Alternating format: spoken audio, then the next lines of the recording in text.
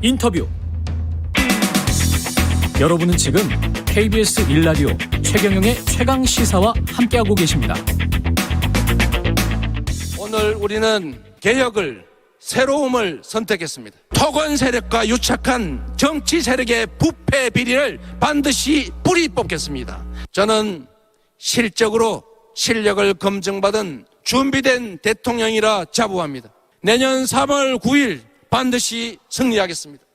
그리고 2달 후 대통령 취임식장에 존경하는 문재인 대통령님과 함께 굳게 손잡고 서겠습니다.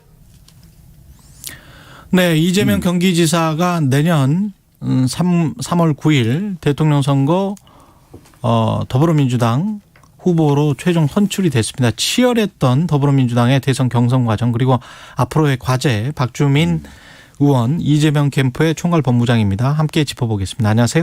예, 안녕하십니까. 예, 직접 출연해 주셔서 감사하고요. 50.29%는 어떤 결과였습니까? 캠프에서는 예상했던 결과보다는 조금 낮았던 것 같은데요. 네, 저희가 예상했던 결과보다는 낮았던 결과 맞습니다. 그렇죠. 예. 예. 그 관련해서 결과 발표 후에 이재명 후보가 한 방송사와 직접 인터뷰한 걸 어젯밤에 들었는데 네. 국민의 민심이 이렇게 무서운 것이구나 이걸 깨달았다. 그러면서 좀 더 겸허해져야 되겠다. 이런 말씀을 하시더라고요. 근데 이 관련해서 계속 이제 논쟁은 나오고 있습니다. 네. 일단 이 50.29% 3차 국민선거인단의 표가 62대 28로 나와버린 거죠. 네. 그러면서 이제 생각보다는 큰 차이로는 못 이긴 겁니다. 이낙연 후보를. 이거 어떻게 받아들이세요? 뭐 서울 경선 같은 경우는 사실 저희가 그동안 분석해 온 거 보면은 굉장히 어려웠었거든요. 예. 근데 서울 경선은 저희가 이제 과반을 했습니다. 51%가 넘게 득표를 했어요. 이제 근데 3차 선거인단 투표 결과는 이제 저희가 예상했던 거하고 좀 다른 결과가 나왔죠. 예. 특히 이제 기존의 지역 경선에서 보였던 흐름하고도 좀 다르고요. 특히 이제 같은 기간에 진행됐던 서울 지역 경선 결과하고도 사뭇 다르죠. 예. 그리고 최근에 발표된 언론들의 여론조사 결과하고도 좀 많이 다릅니다. 굉장히 많이 다르죠. 예. 예. 그래서 이 부분을 저희가 지금 뭐라고 딱 단정 짓기는 어렵고 다양한 각도로 예. 좀 분석하고 있는 상황입니다. 예. 그럼 뭐라고 생각을 하세요? 이게 선거 인단 투표이기 때문에 네. 나 민주당 투표에 선거하고 싶어라고 해서 접수를 시킨 사람들이란 말이죠. 그러면 민주당 지지자라고 봐야 될 것 같은데 네. 최소한 애정은 있다. 네. 근데 이걸 단순히 역선택이다 이렇게 보기는 좀 힘든 거 아닙니까? 역선택이라고 보는 건 제가 보기에 쉽지 않은 시나리오고요. 그렇죠. 62대 28이 예, 나왔다는 예. 거는 숫자도 굉장히 커요. 네, 맞습니다. 예. 11만 표인가 예. 그렇잖아요. 이낙연 쪽이. 예. 근데 이제 저희로서도 이제 여러 가지 단정적으로 지금 뭐 이런 것 같다 저런 것 같다라고 말씀드리기가 어려운 게 아까도 말씀드렸던 것처럼 같은 기간에 완전히 동일한 기간에 진행된 게 이제 서울 지역 권리당원 투표였어요. 아, 동일한 기간이야. 완전히 동일한 기간이었거든요. 그리고 서울 지역 권리당원의 경우에는 특수성이 있는 게 각 지역 출신들이 서울에 모여 살지 않습니까? 아, 그렇죠. 예. 서울이라는 도시가. 예. 그다음에 규모도 상당히 커서 이 서울 지역 권리당원이 민심하고 완전히 다르다라고 보기도 어렵습니다. 그렇게 보기도 힘들죠. 예. 예. 그리고 또 말씀드렸던 것처럼 언론 기관들에서 최근에 했던 여론조사들 보면은 다소간의 차이는 있지만 우리 후보를 좀 지켜야 된다는 이유인지 모르겠지만 좀 결집하고 예. 상승하는 모양새를 보여왔단 말이에요. 예. 그래서 이런 일반적인 흐름하고는 명백히 이제 약간 다른 그런 투표 결과 나와서 저희들 그 의미하고 이런 부분은 여러 가지로 지금 고민하고 있습니다. 근데 이 경선 과정 쭉 보면은 네. 어떻게 보면 가장 인상적인 순간이 지금 마지막 순간에 나와버린 것 같아요. 네. 예. 그래서 그동안에 무슨 여러 가지 논란들이 있었지만 그것들이 다 묻혀버리고 앞으로 이 경선과 관련해서 특히 이제 어젯밤에 그 성명서를 내버렸단 말이죠. 30 홍영표 공동선대위원장 명의로 네. 이의제기서를 공식 접수할 예정이다. 네네. 이렇게 오늘 접수하겠다라는 거죠. 네. 이게 뭘 의미합니까? 우선은 뭐 이의제기를 할 수 있을 테니까요. 또 이의제기 뭐 하는 것 자체에 대해서 저희들이 뭐라고 할 수는 없을 것 같고요. 예. 다만 저희들이 좀 찾아보니까 2012년도 경선에서도 비슷한 논란이 있었더라고요. 예. 그때도 이제 중도에 사퇴하시는 분들이 얻었던 표를 무효로 하면은 그 모수가 작아지면서 결선 투표 없이 후보가 결정되는 것 아니냐라고 2, 3위 후보들이 문제 제기를 했었던 그런 게 있었는데 그때도 지금과 같은 방식으로 처리가 됐더라고요. 지금과 같은 방식으로는 무효표로. 네, 무효표로 처리하고 그다음에 예.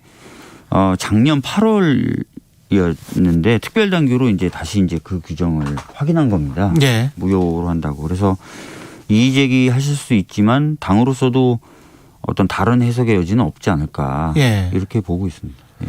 근데 이제 변호사시니까 잘 아시겠지만 공직선거법 관련해서 우리가 보통 기표 용지에 사람의 이름이 있지 않습니까? 네. 그러면 그거를 무효표로 처리를 안 하고 유효표로 처리를 하거든요. 이거 같은 경우 이제 김두관, 정세균이라는 이름이 있었거든요. 그래서 공직선거법에는 그렇게 기표용지에 사람 이름이 있어버리면 이거는 유효표로 간다. 이게 이제 법인데 공직선거법 아마 뭐 188조인가 이렇게 나와 있는 것 같더라고요. 근데 그렇게 공직선거법에 나와 있는데 민주당 당원 당규가 다르기 때문에 이거를 민주당 당원 당규에 따른다라고 주장을 하면 이낙연 후보 캠프에서는 네. 아마도 만약에 진짜 경선 불복을 한다면 네. 법원에 이건 판단을 내려주세요. 그러니까 당의 판단을 내려주세요가 아니고 네. 법원의 판단을 내려주세요라는 소송을 할 수도 있지 않을까. 그런 지금 우려들도 나오고 있더라고요. 보니까. 사실 뭐 그럴 가능성도 있을 수는 있겠지만 그 경우에는 당이 사실은 굉장히 혼란스러운 상황에 빠지겠죠. 법원의 예. 결정이 있을 때까지 과정도 굉장히 혼란스러울 테고 법원의 결정이 있은 뒤에도 또 굉장히 또 혼란스러울 그렇겠죠. 수 있을 것 같습니다. 그래서 제 생각에는 법원에 이제 문제 제기하는 것까지는 안 가주셨으면 하는 바람이 있고요. 예. 그 부분에 있어서는 당도 역할을 하지 않을까 이렇게 생각하고 있습니다. 네. 당도 역할을 해야 되지만 결국은 이재명 후보와 네. 이낙연 후보가 뭔가 정치적으로 극적인 합의를 해야 되지 않을까요? 뭐 우선은 근데 당에 이의 제기를 하신다고 하니까 당의 판단을 좀 기다려 봐야 될 것 같고요. 보고. 그다음에 예. 그 당의 판단에 대한 이낙연 후보님 측의 반응이나 이런 것도 좀 다시 봐야 될 것 보고. 같습니다. 예. 근데 사실 어제 이제 청와대에서도 입장이 나왔지만 예. 경선 과정이 원만하게 진행된 부분에 대해서 특별히 언급을 하고 있고 그렇더라고요. 예. 예. 그리고 절차와 과정을 봐서도 어떤 절차에 위배됐다든지 또는 뭐 이런 것들이 없었기 때문에 저는 지금의 이 결과에 대해서 이낙연 후보 측이 좀 승복을 해 주시는 게 필요하지 않을까 그렇게 생각합니다. 예. 이게 다른 결과 뭐 서울 말씀하시기는 했지만 같은 시기에 이루어졌다고 할지라도 네. 결국은 이런 결과가 나온 건 대장동 개발 의혹 때문일 것 같은데요. 어떻게 보세요? 그 부분에 대해서 제가 단언해서 말씀드리기가 좀 어렵습니다. 아까도 말씀드렸던 것처럼 예. 여러 지표하고는 워낙 튀어가지고요. 여러 지표하고 달리 튀어가지고 예. 여러 좀 더 들여다보긴 봐야 될 것 같습니다. 예. 근데 지난주에 이제 최경련의 최강시사에 30 공동선대위원장이 나와서 네네네. 자기가 이재명 후보가 설계했다고 하면 하고 이 후보의 배임 혐의 가능성도 있다는 이야기를 했단 말이죠. 설계 관련돼서는 뭐 저뿐만 아니라 여러 의원들이 나와서 아마 언론 인터뷰를 하면서 얘기했을 거예요. 여기서 얘기하는 그 설계라는 거는 100% 민간 개발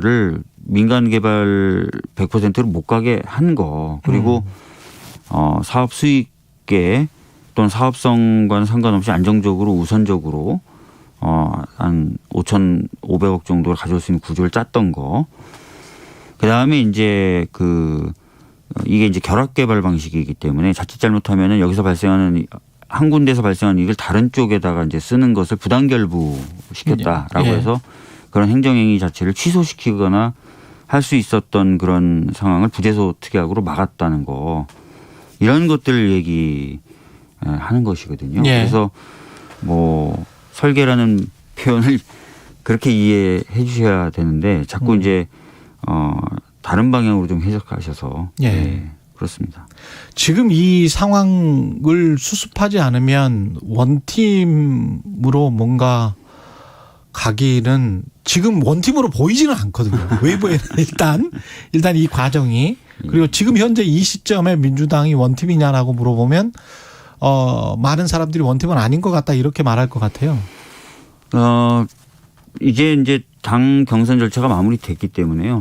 아까 말씀드렸던 대로 당이 이제 원팀을 만들어 저희 이제 캠프 쪽 사람들도 캠프 쪽에 속해 있었던 사람들도 원팀을 만들기 위한 노력 굉장히 겸손하고 모든 걸 내려놓는 모습을 보여야 되고요. 당에서 이제 당의 후보를 중심으로 모든 사람들이 설 수 있도록 만드는 작업이 필요합니다. 당연히 이제 경선이 어제 끝났기 때문에 바로 오늘 원팀이다 이렇게 얘기는 좀 어렵겠죠.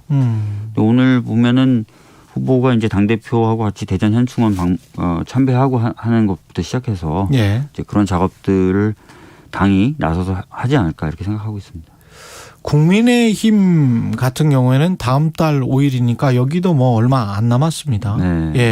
누가 되리라고 예상하세요? 최종으로는? 뭐 홍준표 후보가 많이 올라가고 있다 또는 올랐다라고 얘기는 하지만 아무래도 당내에서 강하게 지지를 받는 사람은 이제 윤석열 후보인 것 같아요. 그렇게 되면 최종적으로는 결과적으로 그래서 윤석열 후보가 되지 않을까 이렇게 보고 있습니다. 저는 그렇게 보고 있는데 저 당내 다른 의원님들하고 얘기 나누고 저하고 좀 생각이 다른 분들도 있고. 근데 윤석열 후보도 이게 고발 사주 의혹 때문에 그리고 다른 뭐 사건들도 지금 법적 소송 관련해서 그 후보 자체의 기소 리스크가 분명히 있단 말이죠. 특히 이제 고발 사주 같은 경우는 어떻게 마무리된다고 보십니까? 이건? 지난주에 이제 권순정이라고 하는 분이 지청장인데 지난주 금요일 날 이제 법사위에 출석을 했어요. 국감 때. 그래서 쭉 여러 가지 이제 질문을 제가 좀 던져봤는데 뭐 본인은 고발 사주 관련돼서 직접 관련된 건 아니다는 취지로 계속 얘기는 하지만 뭔가 내부에서 정보를 확인했을 것 같은 자기는 아니더라도 뭔가 다른 쪽에서 이런 취지의 얘기를 했어요. 해버렸어요 그런 말을? 그래서 이런 정황들이나 지금까지 나왔던 보도들 이런 것들 종합해 보면은 확실히 이제 검사들이 뭔가 내용을 확인하고 확인된 내용을 고발장에 담는 작업이 이루어졌었던 것으로 좀 추정이 되고요. 그렇다면은 이제 본격적으로 수사가 이루어질 건데 아무래도 이제 윤석열 전 총장에 대한 수사도 불가피할 거로 보여집니다. 총장에 대한 수사도 불가피하다. 결국은 출두할 수 있겠네요. 또. 그렇게 봅니다. 이 공수처장도 한번 저희 법사위에 나와서 윤석열 전 총장의 신분이 뭐냐? 피의자다 이렇게 얘기했습니다. 피의자다. 그럼 피의자는 고발만 되면 바로 피의자냐? 공수처는 그렇게 안 합니다. 통상 수사기관은 고발만 되면 바로 피의자가 되지만 본인들은 한 단계 판단의 단계를 둔다는 거예요. 또 그 단계를 거쳐서 피의자로 판단했다 이렇게 얘기를 하더라고요. 여기까지 해야 되겠습니다. 말씀 감사하고요. 지금까지 박주민 이재명 캠프 총괄본부장이었습니다. 고맙습니다. 네, 감사합니다. KBS 1라디오 최경영의 최강사 1부는 여기까지입니다.